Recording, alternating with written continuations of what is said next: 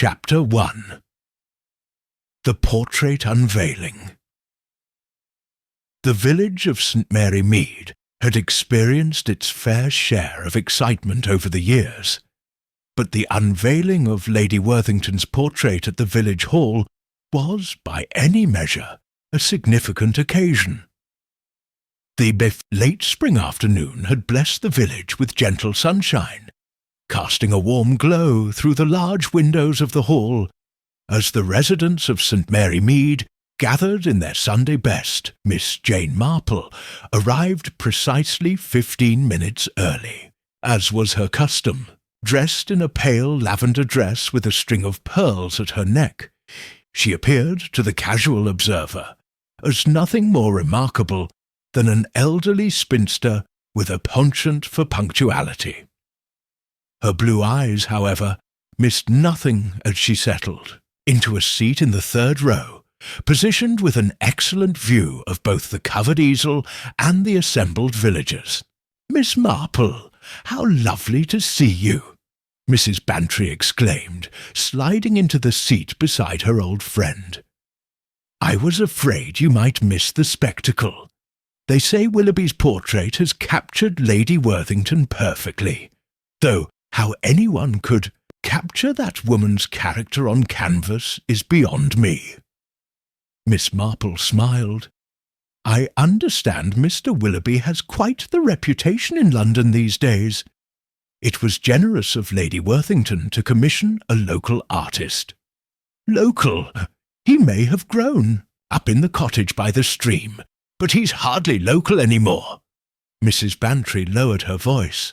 "They say the National Gallery is interested in his work now. And after all those years, when everyone thought he was wasting his time with paintbrushes."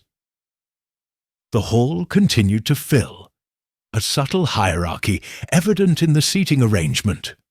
The vicar, Mr. Clement, sat with his wife in the front row, alongside Dr. Haydock and the newly arrived Peterson family, who had purchased the old Rawlinson estate only 3 months prior. In the second row sat Colonel Melchett, Chief Constable, his military posture unmistakable even from behind, and beside him Inspector Slack, looking as uncomfortable in his formal attire as he always did when forced to attend village functions. Noon, precisely 3 o'clock. Lady Worthington herself swept into the hall, causing a ripple of whispers. At 65, the widow of Sir Charles Worthington remained an imposing figure, her silver hair swept into an elegant chignon, her bearing regal. Behind her walked her 2 children, Margaret, unmarried at 38 and serving as her mother's constant companion, and Richard, the heir to the Worthington estate, with his young wife, Caroline, a delicate blonde woman nearly 20 years his junior. Following the Worthington family was the artist himself, James Willoughby. Though approaching 50, he retained the intensity of expression that had marked him as different even as a boy. His dark eyes darted around the room, acknowledging the subtle nods of recognition with the briefest of smiles. Miss Marple observed with interest the stiffness in Margaret Worthington's posture as she took her seat, the distance carefully maintained between Richard and Caroline, and the way Lady Worthington's gaze lingered on the artist a moment longer than was strictly necessary. "Complicated business families," murmured Mrs. Bantry, following Miss Marple's gaze, "especially when money is involved." "Indeed," Miss Marple replied softly, "though I find human nature remarkably consistent, regardless of one's financial circumstances." Ceremony began with a speech from the vicar, celebrating the Worthington family's long history of patronage in the village.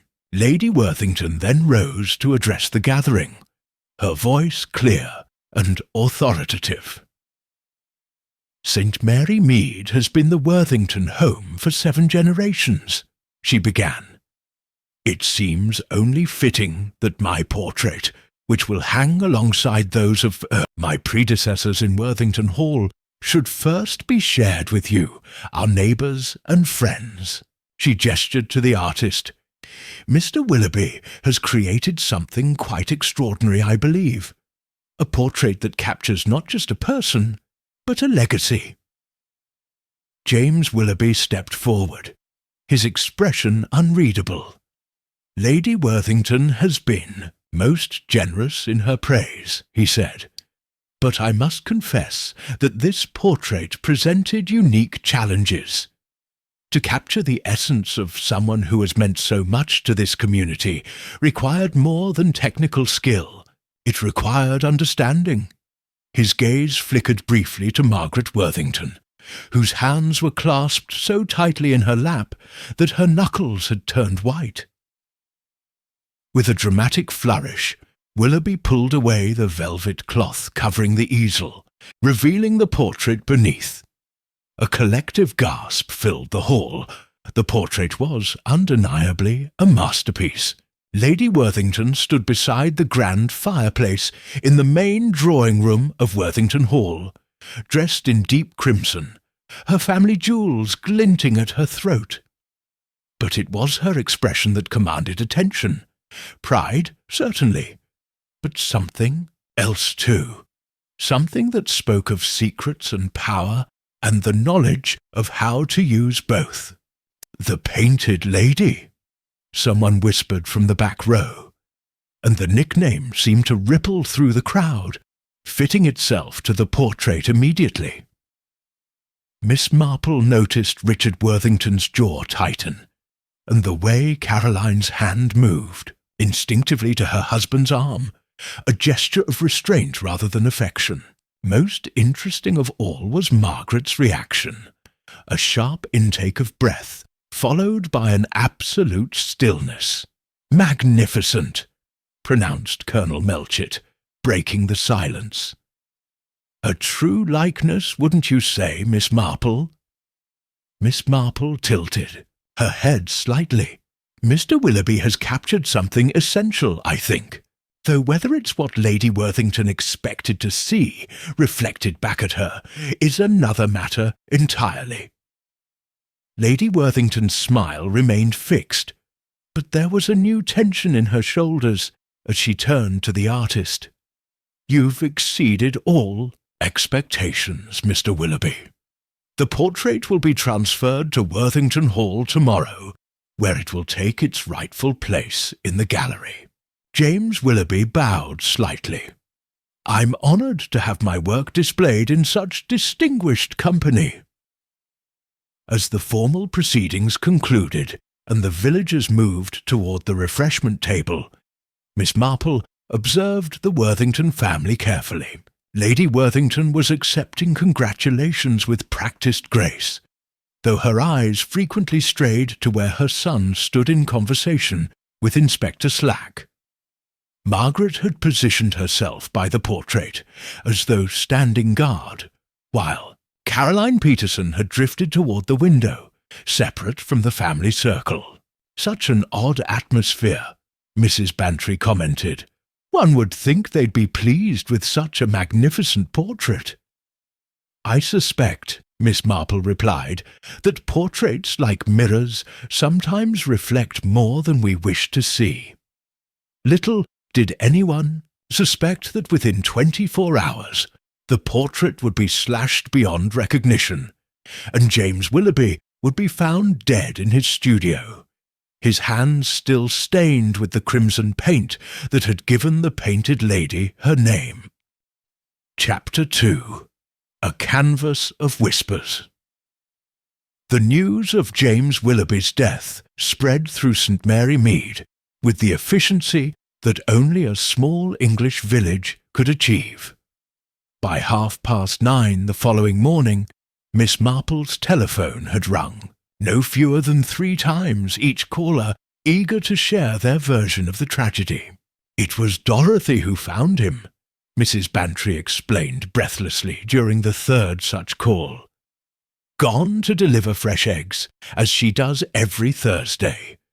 poor woman nearly fainted when she saw him slumped over his work table. How dreadful for her, Miss Marple murmured, her fingers methodically working at her knitting as she cradled the receiver between ear and shoulder. And the portrait?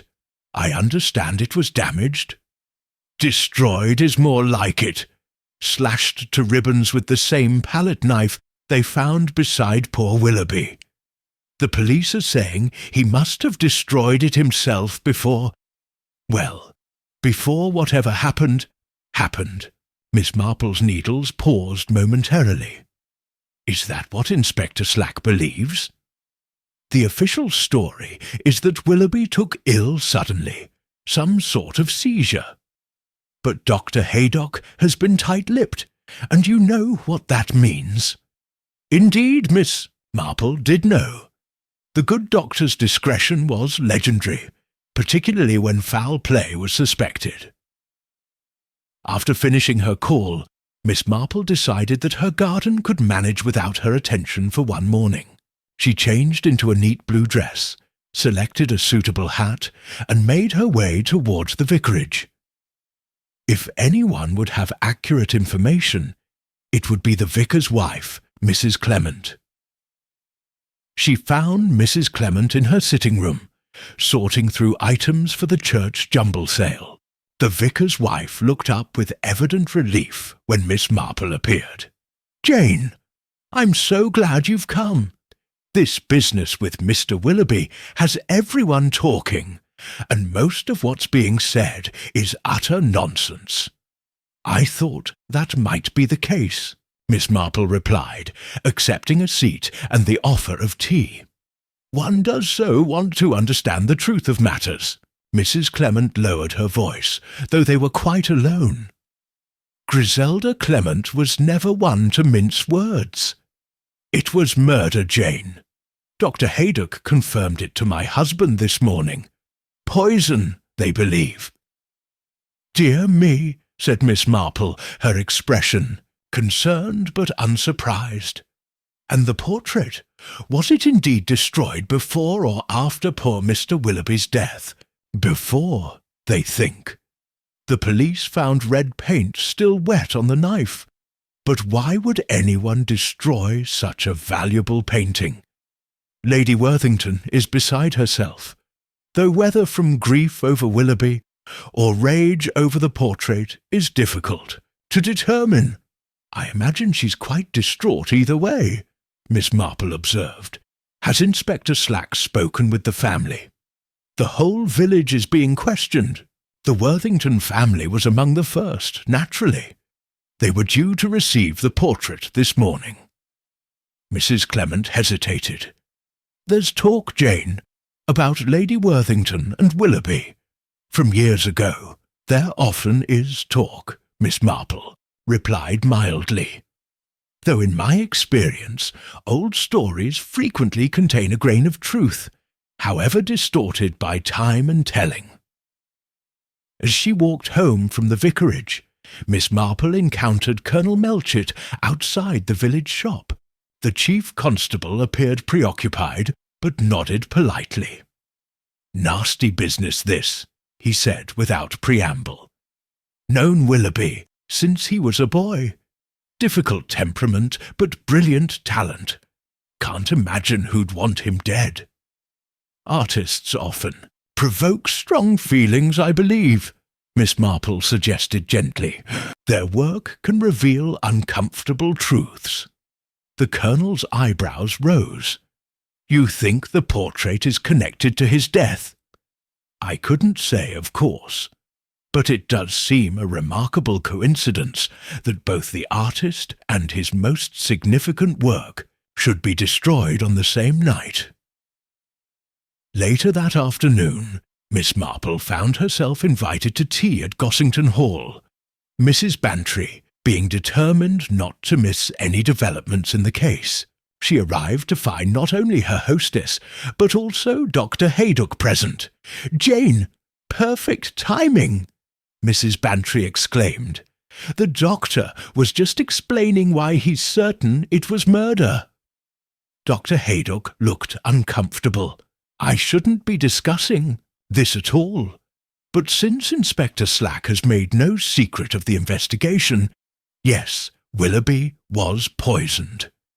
A particular type of compound that causes rapid paralysis. He would have been conscious, but unable to call for help. How dreadful, Miss Marple said softly. Was there any sign of a struggle? None. He appears to have been working on another painting when he was struck. A cup of tea was found beside him, which is being analysed. And the timing?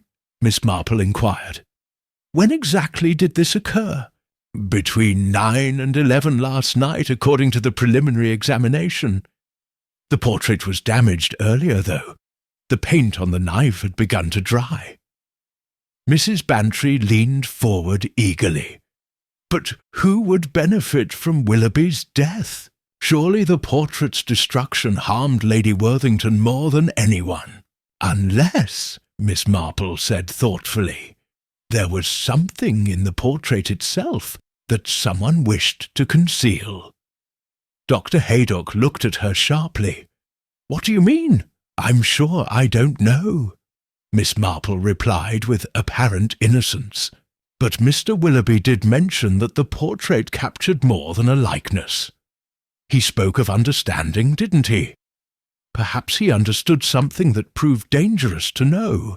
As Miss Marple left Gossington Hall, she decided to take the longer route home, one that would lead her past Willoughby's cottage studio. The small stone building was cordoned off with police tape, but through the garden gate she could see Richard Worthington deep in conversation with Inspector Slack, their expressions grave. What caught her attention, however, was the figure of Caroline Worthington, standing slightly apart, her face turned toward the cottage window.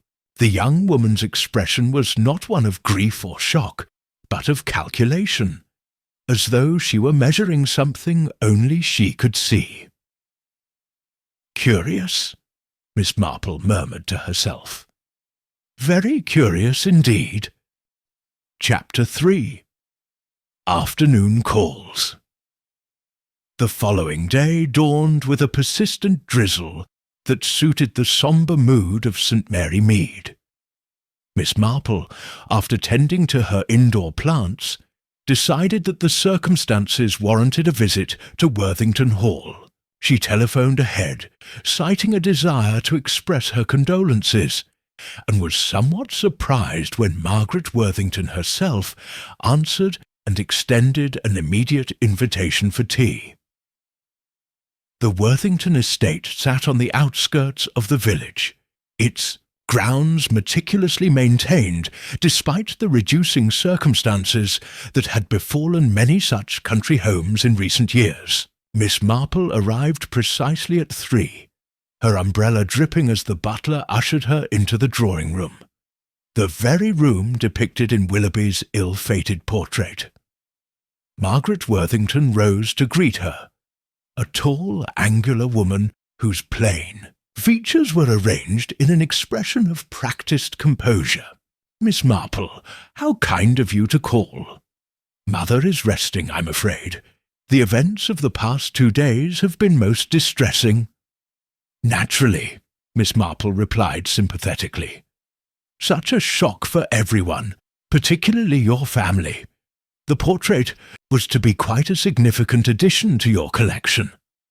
Margaret's lips thinned almost imperceptibly. Yes, well, art is replaceable. Human life is not. She gestured toward the tea tray. Do sit down. I find that routine helps in difficult times. As Margaret poured tea with mechanical precision, Miss Marple observed the room. Her gaze lingered on the empty space above the fireplace, clearly where the portrait had been intended to hang.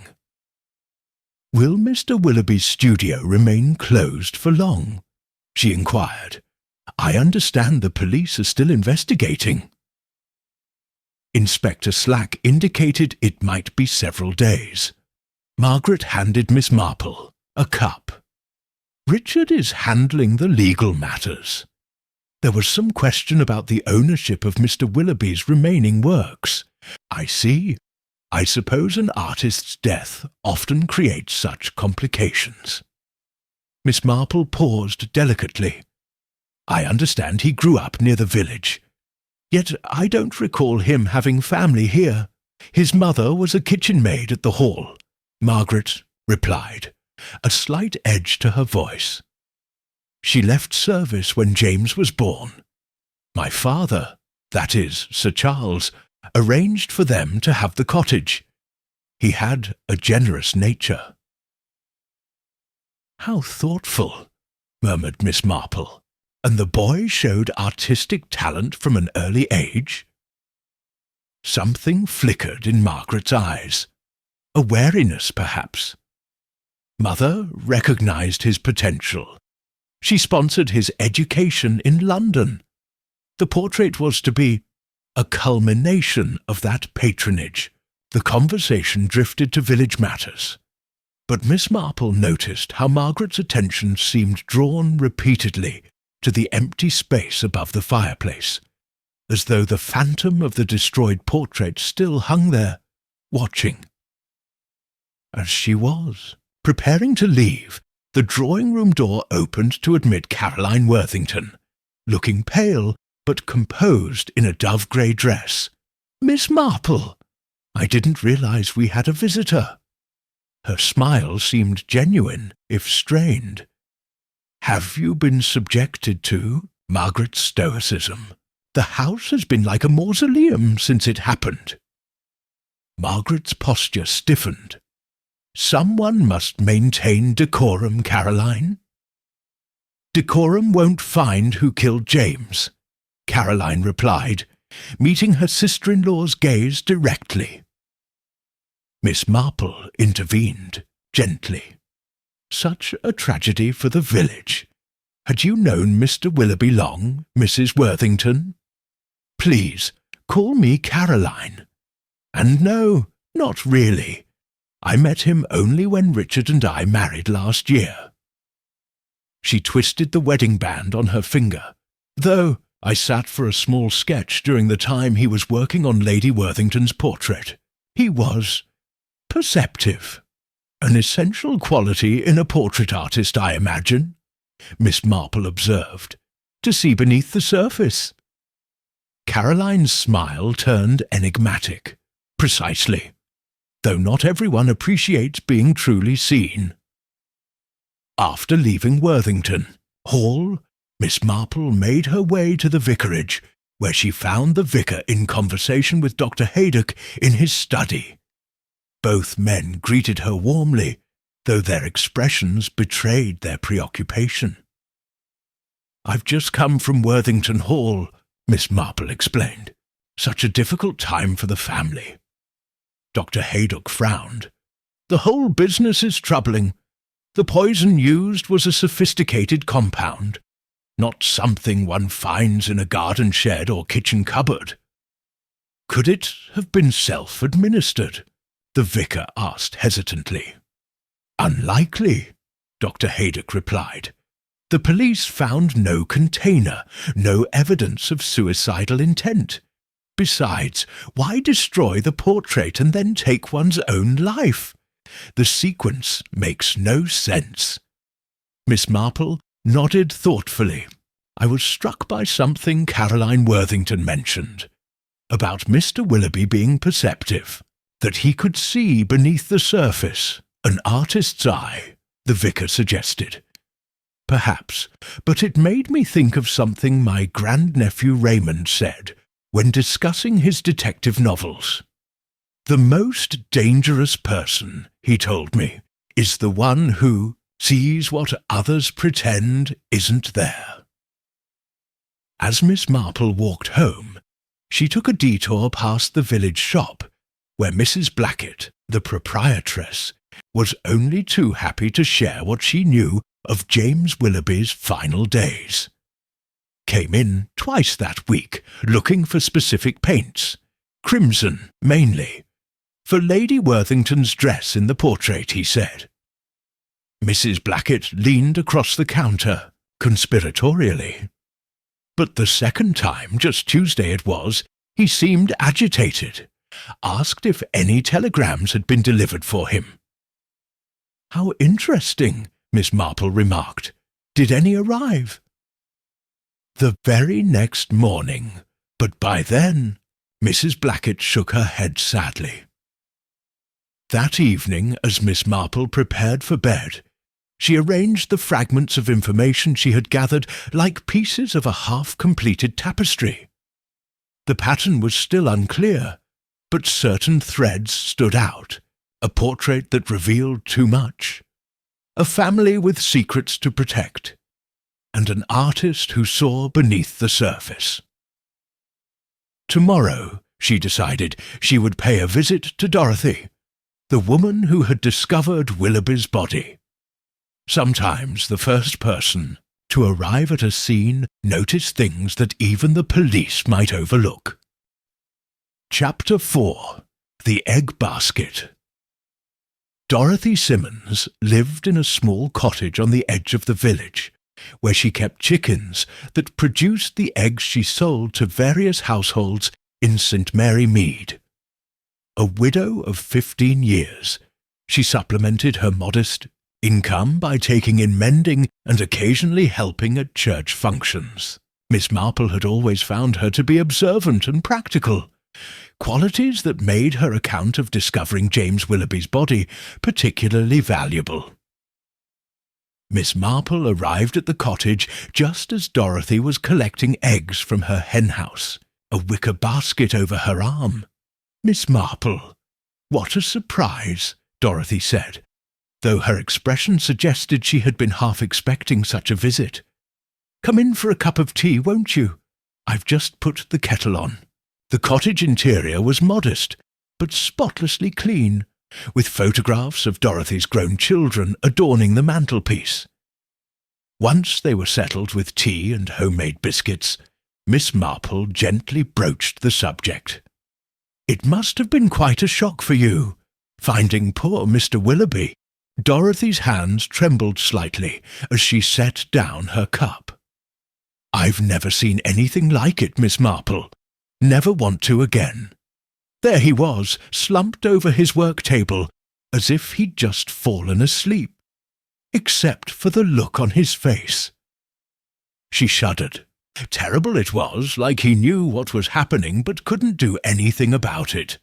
"You had a regular arrangement to deliver eggs to him?" Every Thursday morning, 8 o'clock sharp.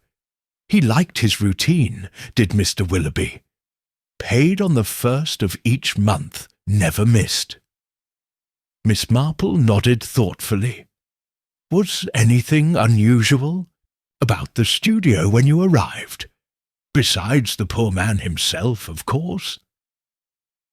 Dorothy considered this. The place was always cluttered. Paintbrushes, canvases, that sort of thing. But yes, now you mention it, the portrait, or what was left of it, was propped against the wall facing his chair, almost like he was looking at it when— She trailed off. And the palette knife, the one used to damage the portrait, on the floor beside him. I noticed, because I nearly stepped on it. Dorothy leaned forward. "But here's something odd, Miss Marple. There was a second teacup on the table." "Indeed?"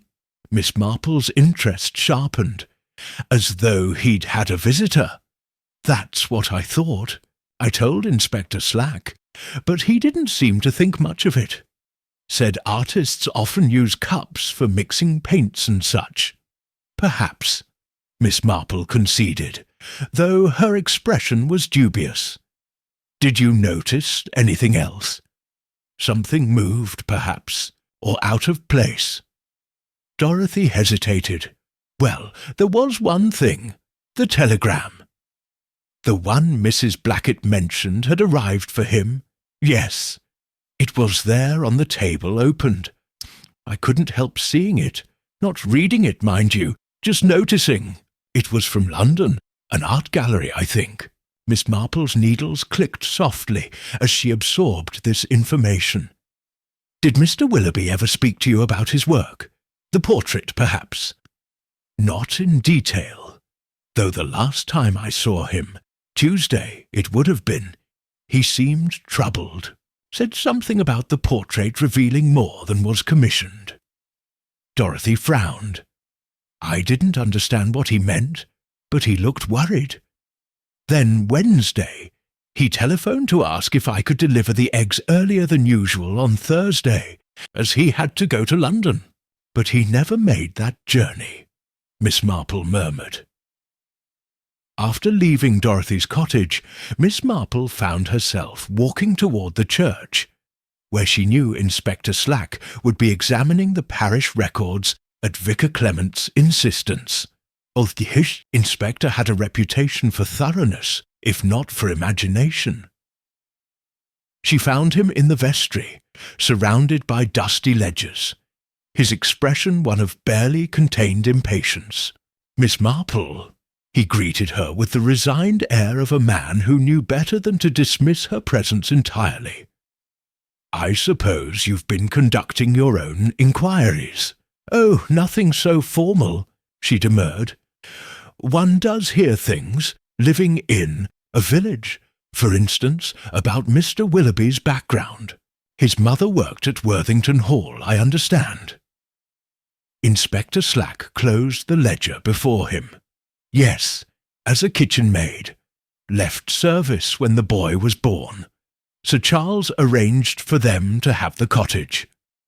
"A most generous arrangement," Miss Marple observed.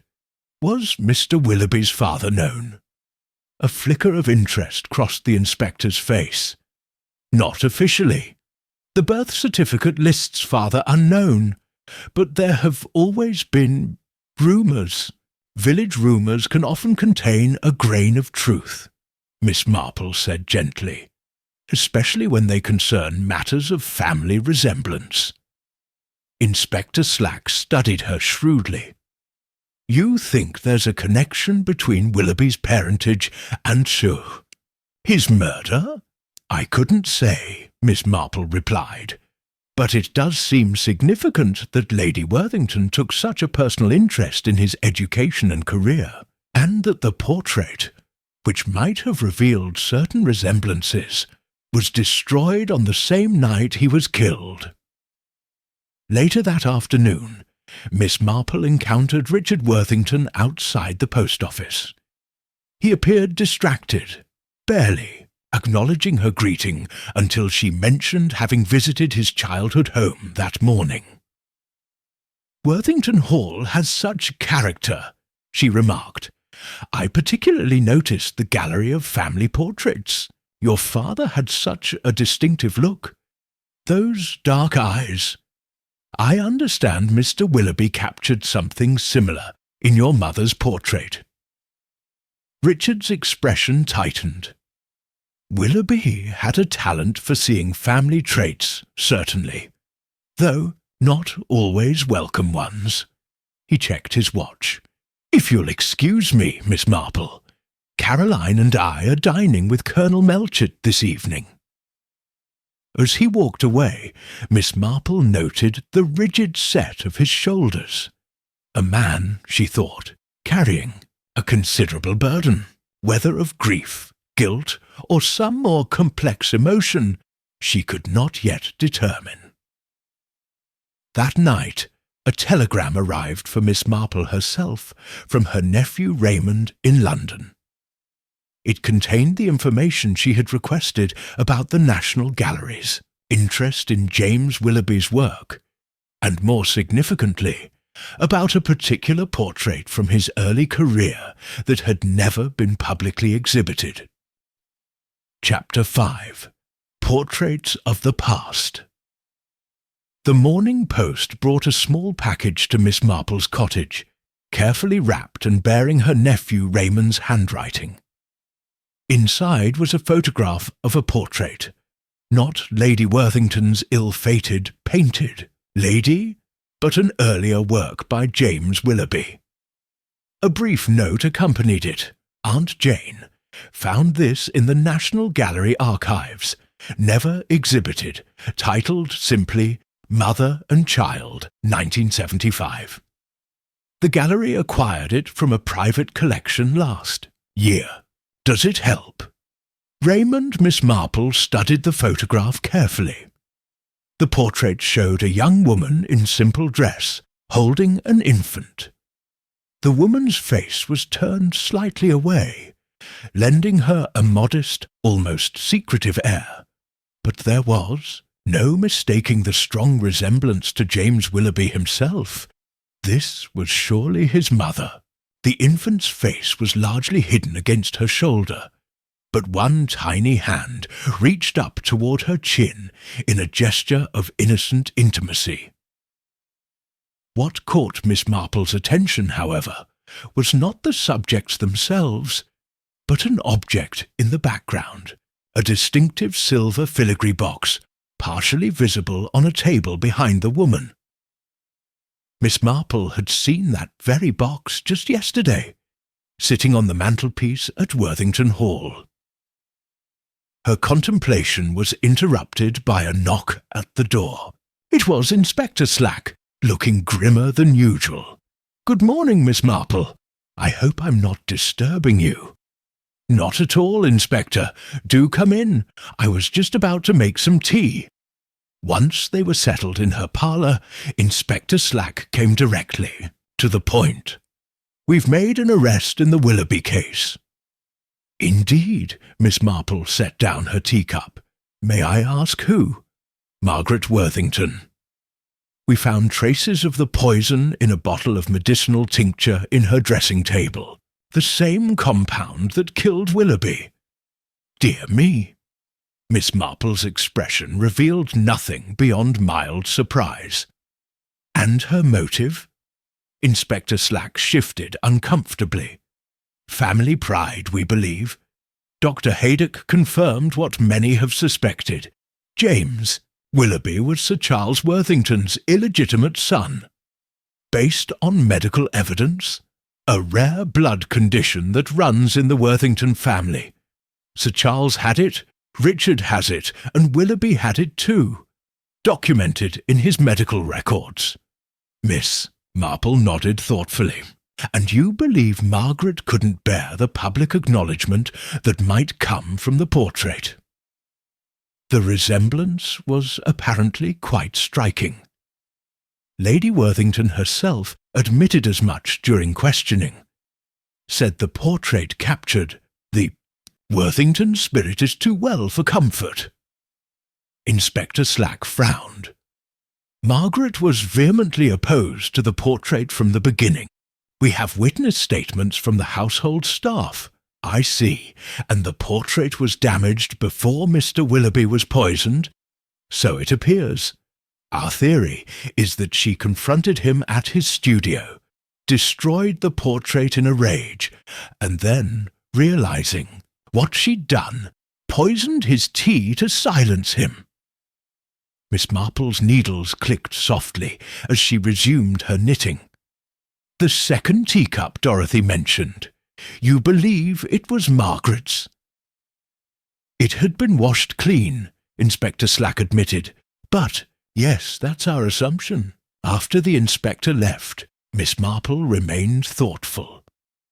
The evidence against Margaret seemed damning, and yet something didn't quite fit. She decided to pay another visit to Worthington Hall. She found Lady Worthington alone in the drawing room, looking older and more fragile than she had at the portrait unveiling. The empty space above the fireplace seemed to draw both their gazes. "Miss Marple, you've heard about Margaret, I suppose?" "Yes.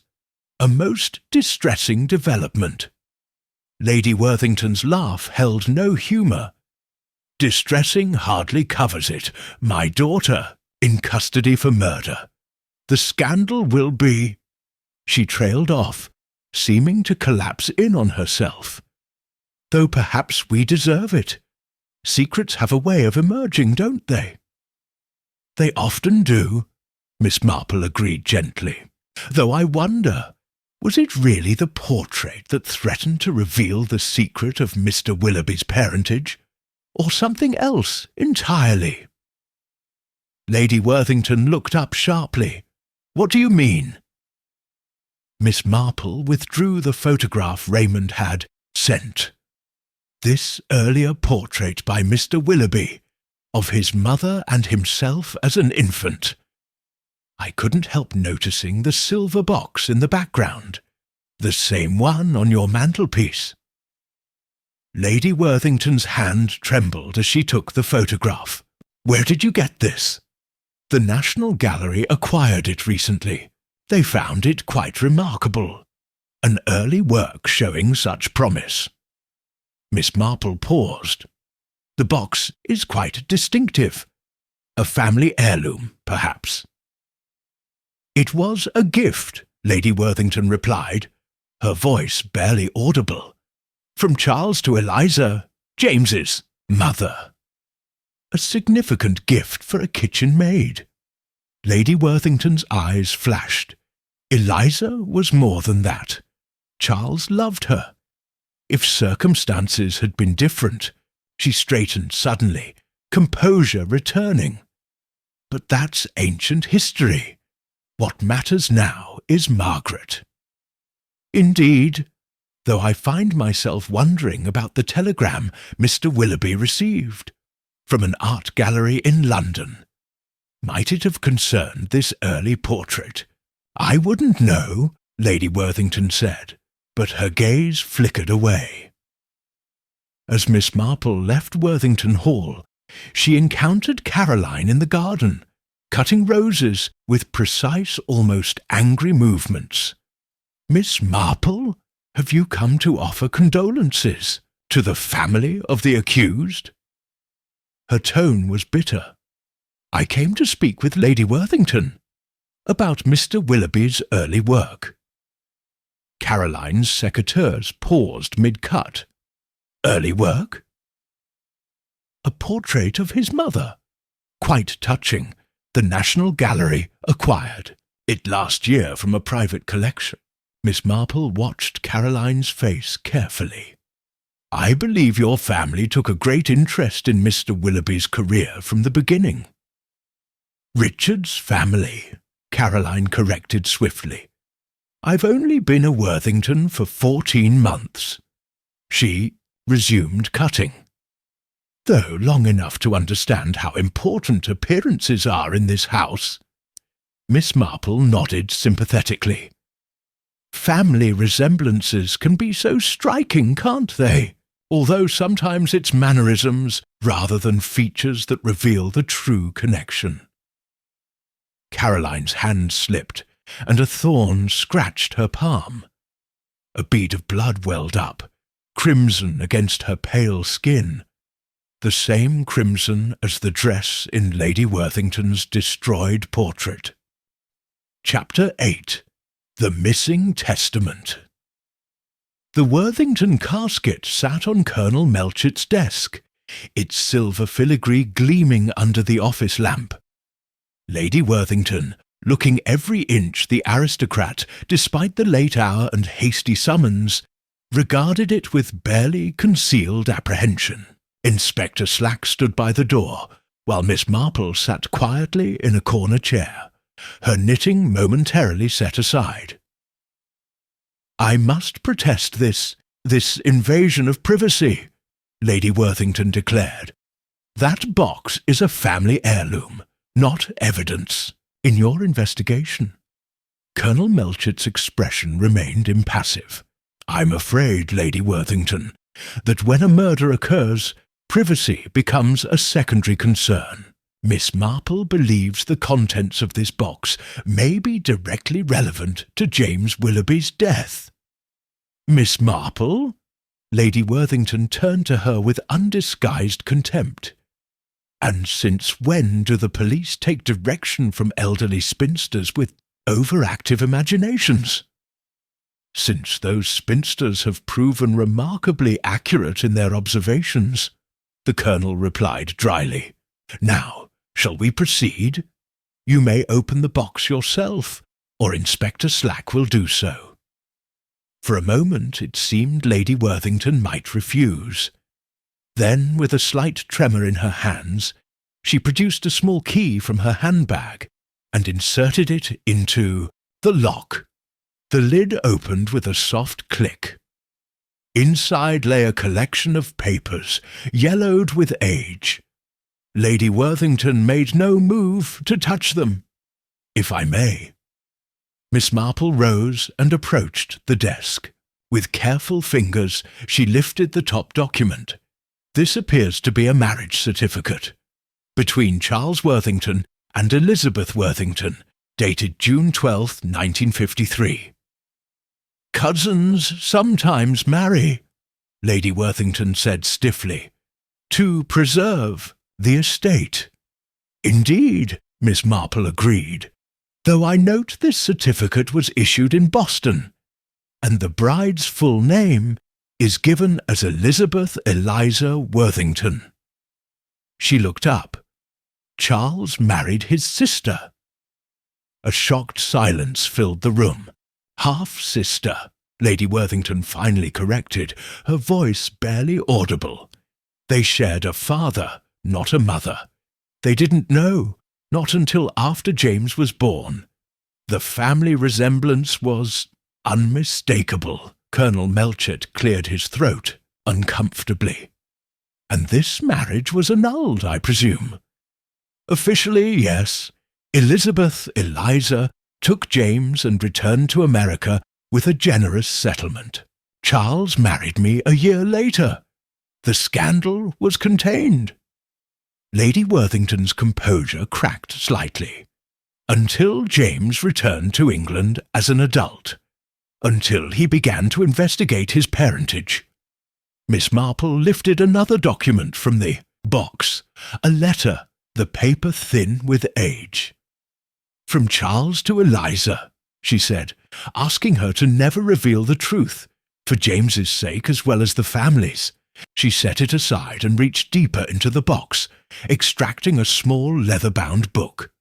"And this appears to be Eliza's diary." "That is private," Lady Worthington snapped, reaching for it. But Inspector Slack stepped forward, intercepting her. "Evidence, Lady Worthington." Miss Marple opened the diary carefully. "Entries from 1975, the year of the mother and child portrait. Eliza writes of her fear that Charles will take James from her, that the Worthington name and fortune will corrupt him as it did Charles." She turned several pages. "And later, her decision to let James develop his talent independently, to make his own name rather than claim his birthright. A noble sentiment," Colonel Melchett observed. "One that became complicated when James accepted Lady Worthington's commission for a portrait," Miss Marple continued. "A portrait that would hang in the family gallery, alongside his father." "Tim." Worthington's laugh was brittle. "The irony wasn't lost on me. James didn't know, of course, not the full truth. But he suspected something. The blood condition, the family resemblance. He began asking questions, questions that became more pointed after he received news of his mother's death last year," Miss Marple suggested, "and of her bequest to the National Gallery, the portrait containing the image of this very box." Before Lady Worthington could respond, the door opened to admit a constable. "Sir, we've just had word from London. Richard and Caroline Worthington have separated. He's taken the train to Dover, and she's en route back here." "Alone?" Inspector Slack asked sharply. "No, sir. There's a child with her, a boy, about 4 years old." The revelation landed like a thunderclap in the quiet room. Lady Worthington closed her eyes briefly, as if in pain. "Richard has no children," Colonel Melchett said, confusion evident in his tone. "Not with Caroline," Miss Marple corrected gently. "She cannot have children, as Dr. Haydock confirmed. But this child, is James's son," Lady Worthington finished, resignation in her voice. "Caroline's child by her first husband. Or so she claimed when she arrived in the village last year." Miss Marple nodded, but the resemblance to the Worthington line must be striking. The same resemblance that revealed the truth about James's parentage a generation ago. Richard was besotted with her from the moment they met. Lady Worthington said bitterly. He didn't question her story about being a young widow with a child. But I saw it immediately. Those Worthington eyes. And when James saw the boy during his visits to the hall to work on my portrait, she trailed off. He recognized his own son, Miss Marple concluded, and began to suspect the truth about Caroline's past, which makes Caroline our prime suspect, Inspector Slack interjected. She killed Willoughby to prevent him from claiming his child, a child she was using to secure her position as Richard's wife and future Lady Worthington. Perhaps, Miss Marple said, her expression thoughtful, though it doesn't explain the destruction of the portrait, or the presence of poison in both Margaret's room and Caroline's jewellery case. Lady Worthington rose abruptly. If you're quite finished with your amateur detective work, Miss Marple, I should like to return home. My daughter is in jail, my daughter-in-law is apparently a murderess, and my son has fled the country. I believe I've contributed enough to your investigation. Just one more question, Miss Marple said. The telegram James received from the Westbrook Gallery. It concerned Elizabeth Harrington's bequest, did it not? Not just the mother and child portrait, but other works as well. Lady Worthington paused at the door. Elizabeth left everything to James in her will, including certain family papers. Papers that would have legally established his claim to the Worthington name and a share of the estate. Her smile was cold. So you see, Miss Marple, nearly everyone in my household had a motive to kill James Willoughby. The only question is, who acted on it? As Lady Worthington swept from the room, Colonel Melchett turned to Miss Marple. Well, what do you make of all this? Miss Marple gathered her knitting thoughtfully. I think, Colonel, that we should speak with Margaret again, and perhaps search Worthington Hall more thoroughly, particularly the studio where Lady Worthington sat, for her portrait. Chapter 9. A Reflection in Silver. The library at Worthington Hall was bathed in late afternoon sunlight, as Miss Marple sat patiently, her knitting in her lap. The room had witnessed generations of family history, its oak-panelled walls lined with leather-bound volumes that few, she suspected, had actually read. A perfect setting for what she had in mind. Inspector Slack had arranged for Margaret Worthington's temporary release into Miss Marple's custody, an irregular procedure that spoke volumes about Colonel Melchett's trust in the elderly lady's methods. Margaret sat stiffly in a wing-back chair, her hands folded tightly in her lap. I still don't understand why you've brought me back here, she said, or why Inspector Slack is allowing it. Sometimes familiar surroundings help us see things more clearly, Miss Marple replied, her needles clicking softly. I believe you've been protecting someone, Margaret. Not yourself. You had no reason to kill James Willoughby. But someone you love. Margaret's expression remained guarded. That's absurd. Is it? The poison was found in your room. Yet you've never shown any interest in art conservation, have you? Unlike your mother, who has restored several family portraits over the years. Before Margaret could respond, the door opened to admit Lady Worthington herself, looking imperious despite the strain evident around her eyes. "What is the meaning of this? Margaret should be resting, not subjected to more interrogation." "Actually, Mother, Miss Marple seems to think I'm innocent," Margaret said with a touch of irony. "She believes I'm protecting someone. You, perhaps." Jane Worthington's laugh held no humour. "How theatrical! If anyone had reason to silence James, it was Caroline. She's the one who stood to lose everything if he claimed his son. Perhaps," Miss Marple conceded, though one wonders why she would place the poison in her own jewellery case as well as Margaret's room. Rather careless for someone planning murder. The sound of a car on the gravel drive interrupted them. Lady Worthington moved to the window. "That will be Caroline now." Her voice hardened. "And James's son." Miss Marple watched her carefully. "You've never accepted the child, have you? Despite being your own flesh and blood, your grandson. That child represents everything that went wrong with our family," Lady Worthington replied coldly. "Charles's sin, Elizabeth's betrayal, James's unwelcome return, all embodied in one small boy with Worthington eyes. And yet you commissioned James's portrait," Miss Marple observed.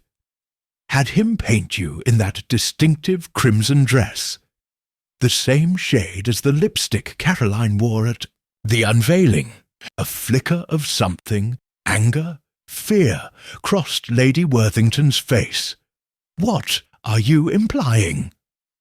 "I believe there was more to that portrait than a simple family resemblance," Miss Marple continued. "Something that became clear to James as he worked on it. Something about Caroline and her child. Something that prompted him to contact the Westbrook Gallery about his mother's bequest." The library door opened again, and Caroline entered. She was dressed for travel, her fair hair slightly dishevelled, her expression wary. Behind her came a small boy with solemn dark eyes that immediately marked him as a Worthington. "What's going on? Why is Margaret here?" Caroline demanded. Then, noticing Miss Marple, "And you, haven't you done enough damage?" "Miss Marple believes she knows who killed James," Margaret said quietly. "And it wasn't me." Caroline's laugh was brittle. "Of course it wasn't. It was me, according to the police. They're probably on their way with a warrant right now. Actually," Miss Marple said, setting aside her knitting, "I believe neither of you killed James Willoughby, though both of you have tried to take the blame." She turned to Lady Worthington. "A mother's instinct to protect her children is remarkably strong, isn't it?" Lady Worthington stiffened. "I don't know what you're talking about." "I think you do. The Westbrook Gallery didn't just contact James about his mother's bequest. They sent him something. A letter, perhaps, or a document that Elizabeth had left in their keeping. Something that revealed the truth not just about his parentage, but about Caroline as well."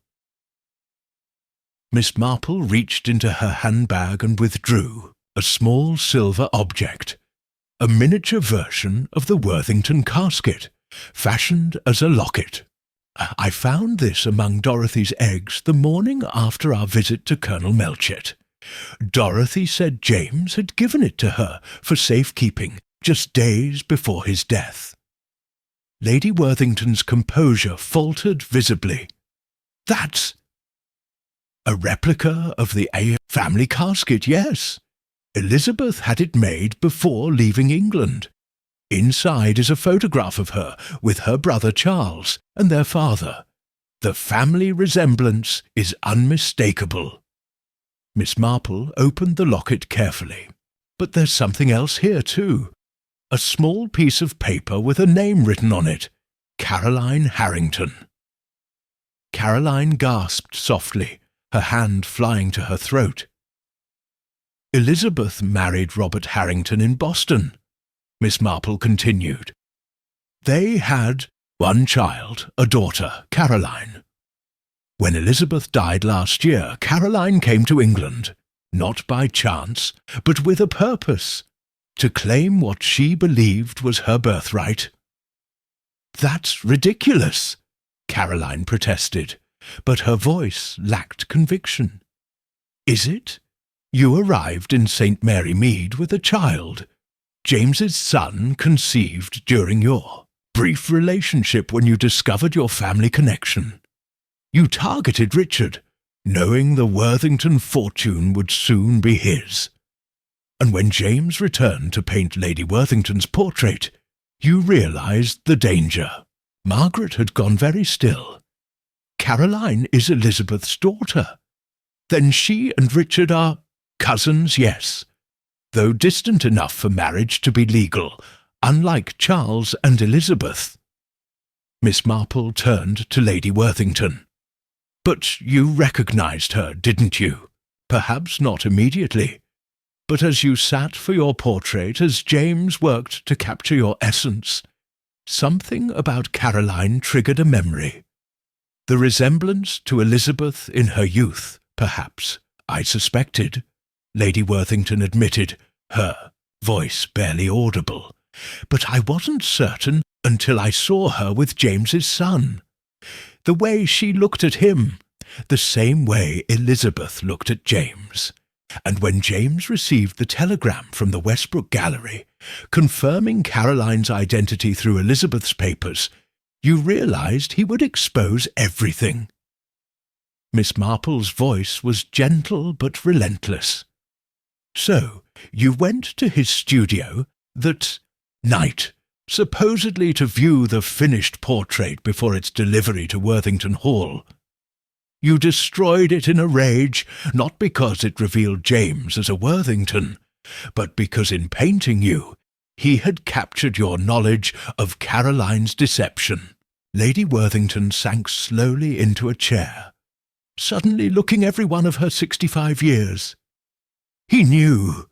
He saw it in my face, the recognition, the understanding. He said the portrait revealed the truth, that he couldn't allow his son to be raised in a house of lies.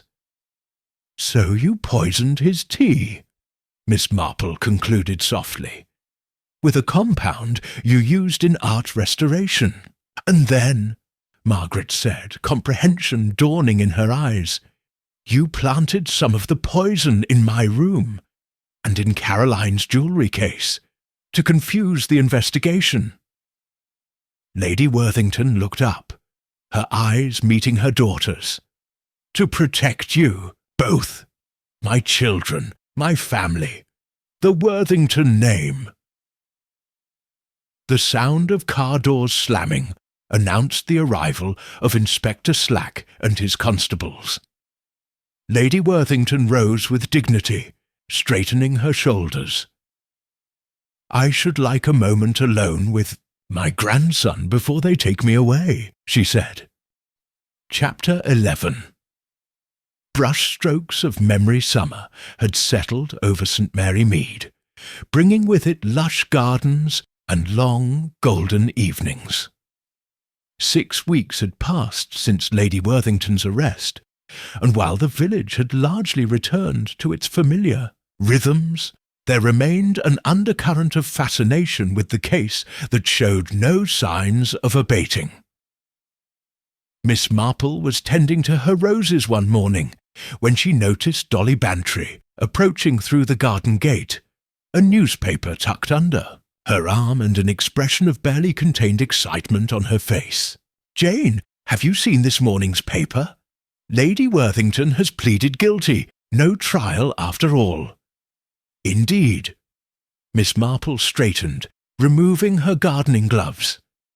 I can't say I'm entirely surprised. A trial would only have exposed more family secrets. The judge was remarkably lenient considering. Mrs. Bantry continued as they moved toward the shade of the veranda. Manslaughter rather than murder, on grounds of diminished responsibility. She'll serve 7 years at most. A consideration of her age and standing, no doubt, Miss Marple observed, pouring lemonade for them both. And a recognition that her actions, however misguided, stemmed from a desire to protect her family. Speaking of family, I drove past Worthington Hall yesterday. There's been quite a transformation. Mrs. Bantry leaned forward conspiratorially. Margaret has reopened the east wing, and the gardens are being restored. One would hardly know there had been a tragedy. Margaret has always been practical, Miss Marple said, and with Richard now managing the estate alongside her, the Worthington legacy continues, just not as Lady Worthington had envisioned. And Caroline, has she truly accepted her place as, what would she be, James's half-sister? The relationship is complex, certainly, but she remains at the Hall, for her son's sake if nothing else. Miss Marple's expression softened slightly. Children have a remarkable ability to bridge difficult circumstances. Young James, they're calling him by his father's name now, has brought a certain healing to that household. Mrs. Bantry sipped her lemonade thoughtfully. I find it rather remarkable that the family has chosen to stay in the village. The scandal alone would have driven most away. The Worthingtons have weathered scandal before, Miss Marple pointed out, and perhaps there's a certain freedom in having the truth exposed after so many years of secrecy. Their conversation was interrupted by the arrival of Dr. Haydock, who had come to consult Miss Marple about the hospital garden committee. I've just come from Worthington Hall, he mentioned after they had settled their business. Margaret asked me to look in on Jenkins. He's recovering well, physically at least, though his memory of the accident remains hazy. Convenient, perhaps, Miss Marple murmured. My thoughts exactly. Dr. Haydock lowered his voice. But there's something else. The artist they've commissioned to complete Lady Worthington's portrait, using Willoughby's initial sketches, has made an interesting discovery. Mrs. Bantry leaned forward eagerly. What discovery? It seems Willoughby had begun a second portrait of Lady Worthington, a companion piece showing her in profile, with the family casket prominently displayed beside her. The preliminary work was found in his studio, overlooked during the initial an investigation. How fascinating, Miss Marple said, her eyes bright with interest. And will Margaret proceed with this second portrait as well? That's the curious thing. She's already had it destroyed, said one painted lady in the family gallery was quite enough. After Dr. Haydock had departed, Mrs. Bantry lingered, clearly reluctant to end the conversation. Jane, do you think they'll ever truly recover? The Worthingtons, I mean. In their way, Miss Marple replied thoughtfully. Families are remarkably resilient, even in the face of the most difficult truths. And there is the boy to consider, the next generation, untainted by the secrets of the past. That afternoon, as Miss Marple walked through the village, she found herself approaching the churchyard where James Willoughby had been buried. To her surprise, she noticed a solitary figure standing by his grave. Caroline, her fair hair gleaming in the sunlight. Miss Marple hesitated, then continued along the path. Caroline looked up at her approach, her expression unreadable. Miss Marple, I wondered if we might eventually meet here. Memory draws us to certain places, Miss Marple observed, gently. "Even difficult memories." Caroline's smile was tinged with sadness. My mother calculated everything so precisely, sending me to England with James's child, guiding me towards the Worthington family. Her final revenge for her exile. She shook her head. But she couldn't have anticipated that I would come to care for Richard, or that James would return to paint that portrait. The portrait that revealed too much. Lady Worthington saw it immediately. Not just my resemblance to my mother, but my son's resemblance to James, to all the Worthingtons. Caroline's hands twisted together. She knew I had deceived Richard, that I had hidden the truth about my child's father. A truth that James himself discovered when he saw his son at the Hall. Miss Marple added. Yes, he confronted me about it, demanded to know if I had known we were related when... Caroline trailed off. I hadn't, of course. My mother never told me who my father was, only that I had Worthington blood and a claim to the family legacy. Miss Marple studied the younger woman thoughtfully. And now? What will you do now that the truth is known? Stay, oddly enough, for my son's sake, for Richard's too. He's been remarkably forgiving. Caroline's gaze returned to the gravestone. James was working on a second portrait, you know. One that would have made everything clear. Lady Worthington with the family casket, the symbolic keeper of Worthington's secrets.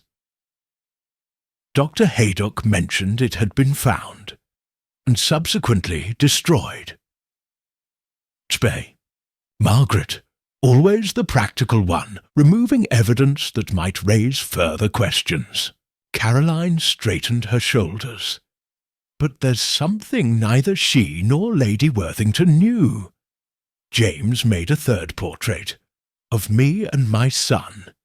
It's being held at the Westbrook Gallery in London, with instructions to reveal it only after my mother's death and his own. Miss Marple's eyebrows rose slightly. Indeed? And does this portrait contain evidence of your son's parentage? More than that. James included a copy of my birth certificate naming my father, not Charles Worthington, as my mother led me to believe, but his brother Thomas, the black sheep of the family who disappeared to America decades ago, making you Richard's first cousin, not his niece, and legally able to marry him. Caroline nodded. A truth that might have prevented everything that happened, if only it had been known in time. As Caroline walked away, Miss Marple remained by the grave, contemplating the tangled web of secrets, assumptions, and misunderstandings that had led to tragedy. The Worthington family would recover, yes, but they would never be the same. Like a portrait that revealed more than was intended, the truth had altered their perception of themselves irrevocably. She thought of Lady Worthington, whose desperate attempt to protect her family had ultimately damaged it more severely than any scandal could have, and of James Willoughby, whose artist's eye had seen too clearly the complex layers of deception surrounding him. Some portraits, Miss Marple reflected, captured not just a person, but a moment of revelation, a truth that once seen could never be unseen. Chapter 7. Whispers in the Village. The following morning brought a persistent drizzle to St. Mary Mead, matching the sombre mood that had settled over the village. Miss Marple, undeterred by the weather, made her way to the police station where she had arranged to visit Margaret Worthington. Inspector Slack had reluctantly granted permission, perhaps hoping that Margaret might reveal something to a familiar face that she had withheld from the police. Margaret sat stiffly in the small interview room, her usual composure strained but intact. She wore the same clothes she had been arrested in, though they were now slightly crumpled, giving her an uncharacteristically dishevelled appearance. "Miss Marple, this is unexpected. I thought you might appreciate a visitor." Miss Marple replied gently. "How are you bearing up?" "As well as can be expected when one is falsely accused of murder." Margaret's tone was bitter. "They found poison in my room. As if I would be so careless if I had actually committed such a crime." "It does seem rather convenient," Miss Marple agreed. "Tell me, did you know about Mr. Willoughby's connection to your family?" Margaret's lips thinned. The resemblance was obvious to anyone with eyes. Mother never confirmed it, but it was hardly a secret within the family. Then why would you kill him to prevent its revelation? Precisely. Margaret leaned forward. I had no reason to kill James. If anything, I was glad of his success. That part of Father's legacy, at least, wasn't squandered. Miss Marple's needles paused momentarily. You're referring to Richard's management of the estate. My brother has never had Father's head for business, or his strength of character. Margaret straightened, but family loyalty demands discretion, even now. A commendable sentiment. Though I wonder, what do you know about your Aunt Elizabeth? The question clearly caught Margaret off guard. Aunt Elizabeth?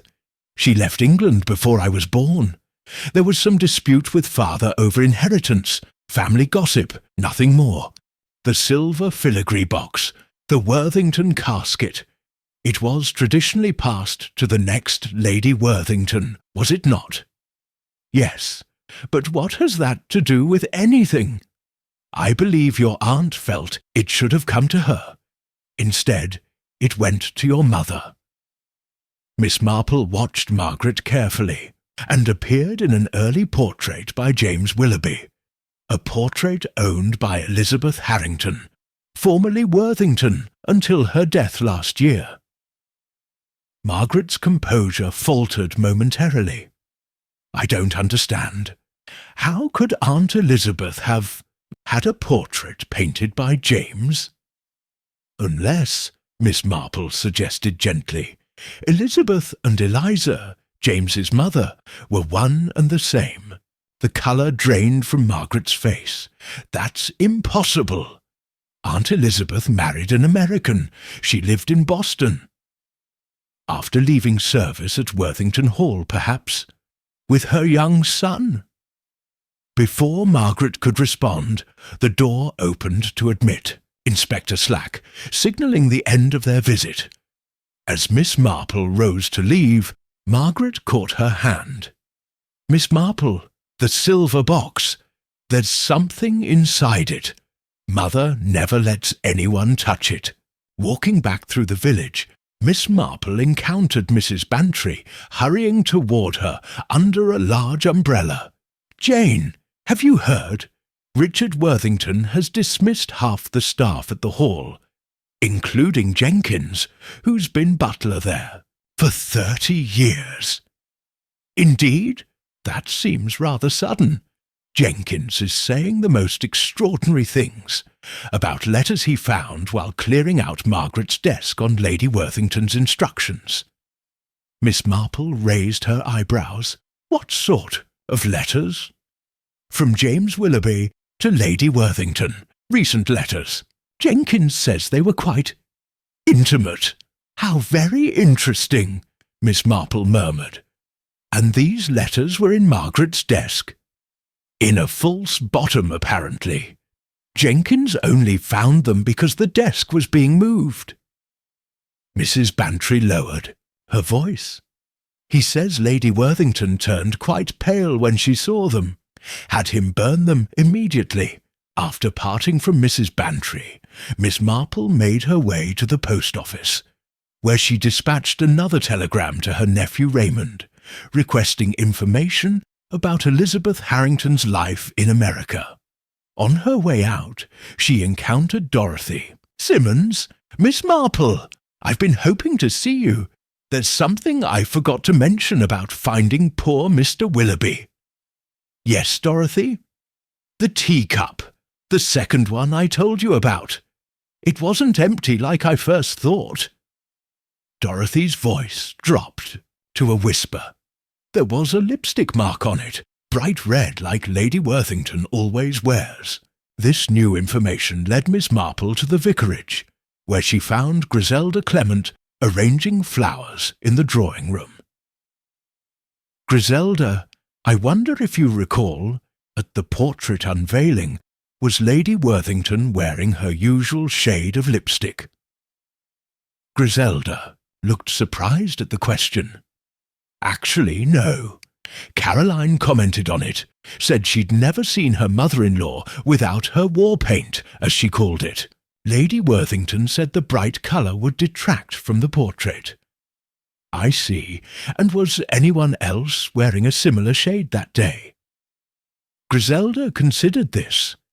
"Caroline herself, now that you mention it. Same crimson as Lady Worthington's dress in the portrait. I remember thinking it looked rather striking against her fair colouring."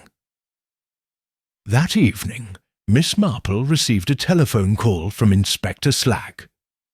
"Miss Marple, I thought you should know. Jenkins, the butler from Worthington Hall, was found unconscious on the road to Danemouth. Appears to have been struck by a car that didn't stop." "How dreadful! Will he recover?" "Doctor's not certain yet, but there's more. We've found a second source of the poison, in Caroline Worthington's jewellery case." "Indeed?" Miss Marple tried to keep the triumph from her voice. "Have you arrested her?" "Not yet. She and Richard have gone to London for the day, but we'll pick them up when they return." Inspector Slack hesitated. "There's something else. The poison.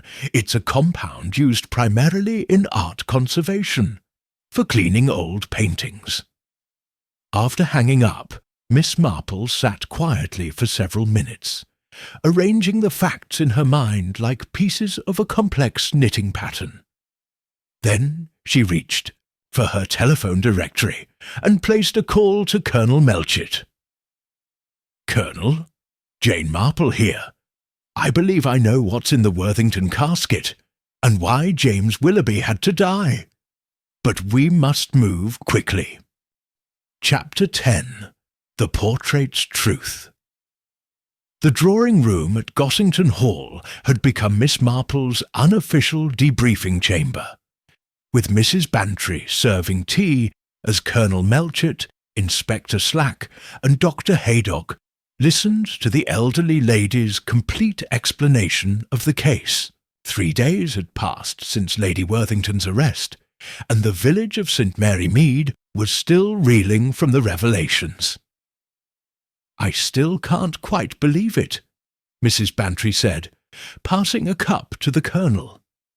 "Lady Worthington, a murderess, and all those family secrets.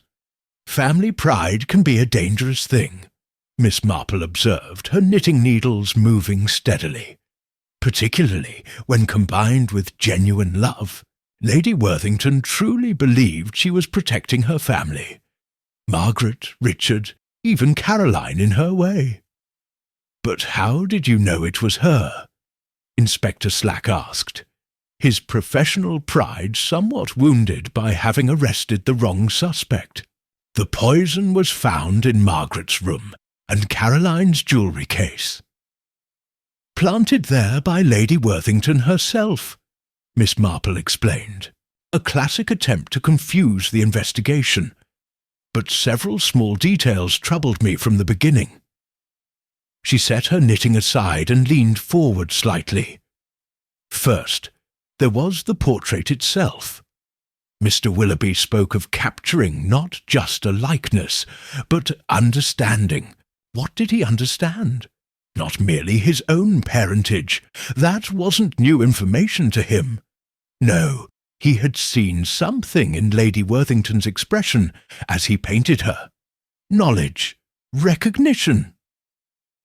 Of Caroline's true identity, Colonel Melchett supplied precisely. Lady Worthington had begun to suspect that Caroline was Elizabeth's daughter, her niece, the family resemblance, perhaps, or some mannerism that recalled her sister-in-law. As she sat for her portrait, this knowledge was in her mind, and James Willoughby, with an artist's sensitivity, captured it. But the second teacup at Willoughby's studio had Caroline's lipstick on it. Inspector Slack objected. No, Inspector. It had a lipstick stain the same colour as Caroline wore at the unveiling, Lady Worthington's signature shade. Dorothy specifically mentioned it was bright red like Lady Worthington always wears. But Griselda Clement confirmed that Lady Worthington wasn't wearing her usual lipstick at the unveiling, while Caroline was. Dr. Haydock nodded slowly. And the poison being an art conservation compound, that pointed to Lady Worthington as well. She was known for her work restoring family portraits. Indeed. But what convinced me was the miniature casket James gave to Dorothy for safekeeping. Why would he do that unless he feared for his safety? He must have realized that Lady Worthington had recognized the truth about Caroline, and that she might take desperate measures to preserve family secrets. The telegram from the Westbrook Gallery was the catalyst. Colonel Melchett mused. It confirmed Caroline's identity through Elizabeth's papers. Yes, Elizabeth had planned carefully. She left her estate to James, including documentation of their family history, but she also ensured the truth about her daughter would come to light. Miss Marple sighed. Poor Elizabeth, forced to leave England in disgrace, separated from the man she loved, however inappropriately. What will happen to the boy? Mrs. Bantry asked. James's son, and Caroline's. Margaret has applied for guardianship, Colonel Melchett replied, with Richard's blessing. He's returning from Dover now that the situation has been resolved. And Caroline? Dr. Haydock inquired. She's staying in the village, at least for now, Inspector Slack answered. No charges have been filed against her. Deception isn't illegal, after all. Though its consequences can be devastating, Miss Marple observed quietly. I believe we'll find that Caroline was as much a victim of Elizabeth's plans as anyone, sent to reclaim her place in a family that had rejected her mother, using her child, a true Worthington heir, as leverage. Mrs. Bantry leaned forward eagerly. But what about the portrait? The painted lady? Was it really destroyed beyond recovery? Unfortunately, yes, Inspector Slack confirmed. Slashed beyond recognition, just as reported. A masterpiece lost. Perhaps not entirely lost, Miss Marple suggested. The physical canvas, yes. But what it revealed, the truth about the Worthington family, about human nature and the lengths to which we will go to protect those we love, that will endure. After the others had departed, Mrs. Bantry poured Miss Marple another cup of tea. Jane, there's one thing I still don't understand. How did you know to look for that miniature casket among Dorothy's eggs? Miss Marple smiled slightly. I didn't, not specifically. But Dorothy mentioned that James had telephoned to ask for an earlier delivery than usual on Thursday. His last day alive. Why would he do that unless he had something to give her? Something he wanted safely away from his studio. And the name inside the locket, Caroline Harrington, that confirmed everything. It was the final piece. Elizabeth had planned meticulously for the truth to emerge after her death, perhaps as revenge against the family that had exiled her, perhaps out of love for her daughter and grandson. We'll never know her true motivations now. Mrs. Bantry shook her head wonderingly. To think that Lady Worthington would commit murder to protect family secrets that were destined to be revealed anyway. That's often the tragedy of such cases, Miss Marple replied, resuming her knitting. The secret itself is rarely as devastating as the acts committed to conceal it.